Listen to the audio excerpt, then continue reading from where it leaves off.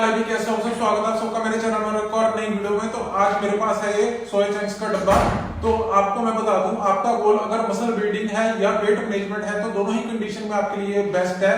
और मैं आपको बता दूं, जो 100 ग्राम सोया चंक्स है, 100 ग्राम सोया चंक्स में आपको जो प्रोटीन है वो मिल जाएगा 52 ग्राम, और आपको 100 ग्राम सोया चंक्स में जो कार्बोहाइड्रेट है वो मिल जाएंगे 33 ग्राम, और आपको जो फैट है मिल जाएगा 0.5 ग्राम, और आपको जो फाइबर है वो मिल जाएगा 13 ग्राम। ओके, तो मैं आपको बता रहा हूं कि प्रोटीन ये हाई इन प्रोटीन है दोस्तों। इसके अंदर सबसे ज्यादा प्रोटीन आपको मिलने वाला है। इससे ज्यादा प्रोटीन मेरे हिसाब से आपको किसी भी चीज में नहीं मिलेगा। नेचुरल चीज जो भी आप फूड कंज्यूम करते हैं, इसमें इससे इससे जितना आप अपनी प्रोटीन की जो नीड है उसे फुलफिल करेंगे तो आपके लिए बेस्ट है। तो आपकी मसल बिल्डिंग और भी इजी हो जाएगी।